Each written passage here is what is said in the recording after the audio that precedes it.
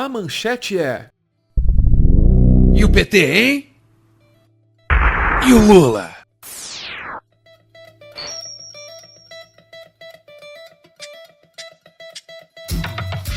Muito do que está acontecendo no Brasil nos últimos tempos está acontecendo por causa do Lula.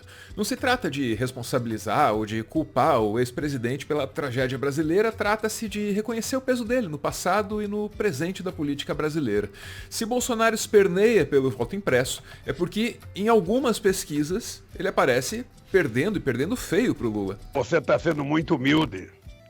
Não é em algumas pesquisas que o Lula aparece em primeiro lugar, em todas as pesquisas. Apesar da gravidade dos fatos dessa última semana, e olha, teve bastante coisa, hein? Teve desfile militar fora de época, teve voto impresso na Câmara dos Deputados, mesmo depois da derrota na comissão, ameaça de golpe, privatização dos Correios, teve coisa pra caramba. E apesar de tudo isso, ficou faltando uma entrevista do Lula comentando esses fatos em algum grande veículo de comunicação brasileiro. E não é de se espantar se você considerar que o passado lava-jatista da grande mídia brasileira ainda é muito recente. E também, a moda agora, ao invés de pedir a prisão do Lula, pedir licença para que ele abra oportunidade para outras candidaturas. Talvez o exemplo mais caricato seja o jornal O Globo pedindo o Lula como vice do Tasso Gereissati. Pois é. Os grandes veículos brasileiros parecem mais interessados mesmo na terceira via. Certamente eles prefeririam um tucano qualquer, talvez um Sérgio Moro, numa dessas um Mandetta. Mas do jeito que as coisas estão indo, quem tem se revelado mais apto e mais hábil para ocupar esse espaço aí é mesmo o Ciro Gomes. Tá aí o Ciro conversando com o Bial. O mesmo Bial que, aliás, disse que só entrevistaria o Lula recorrendo a um detector de mentiras. Lembra disso? O Lula, ele já até disse que ele gostaria de fazer o programa comigo, mas aí tinha que ser ao vivo. Pode até ser ao vivo, mas aí teria que ter um polígrafo acompanhando todas as falas dele. A fala é simbólica e ajuda a entender por que é que o Lula é mais assíduo na mídia gringa que na brasileira. E de fato, o PT tem dialogado muito com a mídia internacional. Só que quando o entrevistador é a CNN, é a BBC, é a Deutsche Welle, aí os assuntos tendem a refletir as prioridades da comunidade internacional diante do Brasil, notadamente meio ambiente. É disso que os caras querem saber. Não que o Lula, esperto que só, não saiba usar os temores e as prioridades dos gringos para passar a mensagem dele. Ouve aí como é que ele termina a entrevista dele para a TV alemã. Pelo amor de Deus, diga para o povo alemão que aqui no Brasil a disputa entre Lula e Bolsonaro é a disputa entre a democracia e o nazismo. É uma mensagem forte, mas não é uma mensagem dirigida ao Brasil. Tá lá com todas as palavras, diga pro povo alemão. E nesse sentido, uma entrevista concedida para Rádio Aparecida pode ser até mais interessante. E tem sido assim, pro PT é ou a BBC de Londres ou a Rádio Salvador, ou a Deutsche Welle ou a Rádio Aparecida.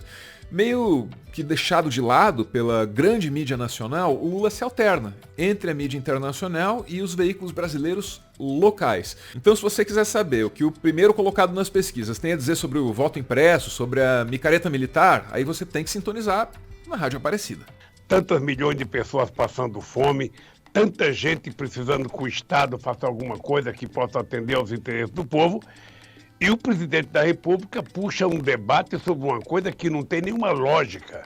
Voltar a ter o voto impresso no Brasil é como tentar trazer de volta o tempo dos dinossauros. Porque o próprio presidente Bolsonaro e toda a sua família sempre foi eleita pelo voto eletrônico e nunca reclamaram. Nunca reclamaram. A única eleição que houve fraude foi a eleição dele. Porque foi eleição mentirosa com base em milhões e milhões de fake news, ou seja, porque todas as outras eleições elas foram decentes, nunca houve um processo. Eu mesmo sou favorável ao voto eletrônico, porque eu não sei se não fosse o voto eletrônico se eu teria um dia sido presidente da República nesse país. Ainda bem que o Congresso tomou a posição correta, fica-se com o voto eletrônico e a gente fica sabendo 2 horas depois de terminar as eleições, por causa do fuso horário, quem é que é presidente, quem é que é governador, quem é deputado, quem é senador e quem é que vai dirigir o país. Ainda bem que a Câmara tomou a decisão correta jogando fora o PAC dos dinossauros, que era a proposta do voto impresso. Pois é, o voto impresso foi rejeitado sim, mas por uma margem muito mais apertada do que se imaginava. Felizmente o Rafael, que entrevistou o Lula nessa oportunidade aí, levantou esse ponto. Presidente, mas agora esse resultado ele não foi tão elástico como esperava-se, né? Nós tivemos aí 229 deputados favoráveis à mudança para o voto impresso. Como é que o senhor avalia esse número expressivo de deputados, tirando aqueles que se ausentaram da sessão, talvez por estratégia também política? A resposta dele passa pelo perfil conservador do Congresso, mas o que interessa mesmo é dinheiro. É um Congresso que tem muitos militares, é um Congresso que tem muito ex-sargento, ex-cabo, ex-coronel, sabe? É um Congresso que defende o porte de arma, que defende liberar arma para todo mundo, é um Congresso que não acredita na educação, é um governo que tenta destruir tudo aquilo que foi construído em benefício do povo brasileiro. Está representado nessa maioria do Congresso Nacional, que eu espero que o povo possa, em 2022, eleger um Congresso muito mais comprometido com os interesses, sabe, do povo brasileiro. Eu acho que é isso que nós precisamos. O Congresso é conservador. Você acompanha o noticiário todo dia, Rafael, e você sabe que só o relator do orçamento colocou 20 bilhões de reais à disposição do Congresso Nacional para liberar dinheiro para emenda de deputado. Você sabe que o presidente da Câmara tem outro fundo de 3 bilhões para liberar dinheiro para deputado.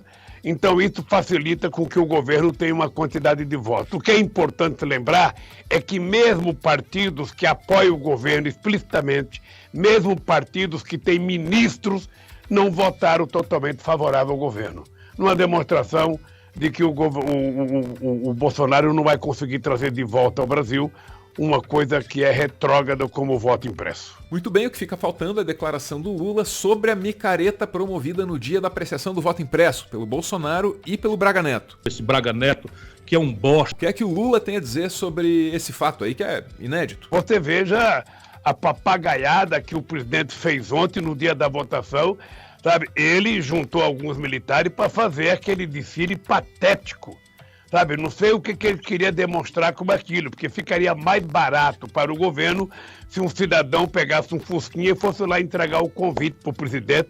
Não precisava fazer um desfile, sabe, de tanque com o motor desregulado, porque a quantidade de fumaceira que tinha naquele motor do canhão poluiu Brasília por um mês seguinte. Micareta e voto impresso certamente fariam dessa semana um momento atípico em tempos atípicos. Mas ainda tem mais coisa. A privatização dos Correios, votada na Câmara dos Deputados. E olha, essa é uma derrota expressiva também para o PT. Deixa eu explicar. Uma vez que ficou claro que a coisa ia passar de qualquer jeito, a oposição se concentrou em apresentar as chamadas emendas de redução de danos. Pois é, tentando tornar menos prejudicial para a sociedade a privatização dos Correios. Uma dessas emendas, uma das principais dessas emendas, era do PT e previa mais tempo de estabilidade, 5 anos de estabilidade para os trabalhadores dos Correios depois da privatização. Acontece que essa emenda foi rejeitada, foi uma derrota. Na entrevista, o Lula até falou disso, mas tocou no assunto assim só tangencialmente. E nós temos um presidente que não utiliza a palavra desenvolvimento, a palavra crescimento econômico, a palavra transferência de renda. Ele não fala isso. Ou seja, o Brasil está sem projeto de política de desenvolvimento econômico. O Brasil está sem projeto de crescimento econômico. Ou seja, nós estamos dependendo, sabe, da temperatura para que o nosso agronegócio continue produzindo muito e vendendo muito. Mas a verdade é que nós precisamos, além do agronegócio forte, nós precisamos de uma indústria forte, nós precisamos ser mais competitivos a nível internacional, e aí vai depender muito do governo. Vai depender muito do governo.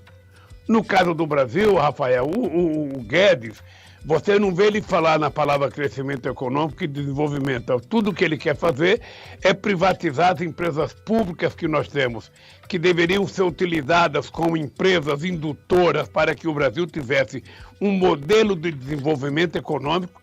Ele quer vender essas empresas para, sabe, empresários estrangeiros que não virão aqui gerar empregos, virão aqui para fechar as nossas empresas e colocar, quem sabe, as empresas públicas deles para fazer o serviço que as nossas empresas fariam. Felizmente, um dos temas mais sensíveis do momento ficou de fora dessa conversa. Eu tô falando da militarização do Estado brasileiro. Pois é, tem militar pra caramba pendurado em cargos civis, tem denúncias de corrupção contra esses militares pendurados em cargos civis, e ao que tudo indica, os militares não dão sinais de que vão largar o osso. Sabe-se que o Lula tem tentado dialogar com os generais, e sabe-se que a coisa tem ficado só no campo das tentativas mesmo. Parece que não há muita abertura para diálogo não. E essa é a grande dúvida. E os generais, hein? E a democracia? Para continuar fazendo conteúdo e, quem sabe, expandir o projeto, o Meteoro depende de contribuições. A chave Pix do canal é essa aí, pixmeteoro@gmail.com. Você pode ajudar, mas claro, só se você quiser. Muito obrigada por ver esse vídeo até o final.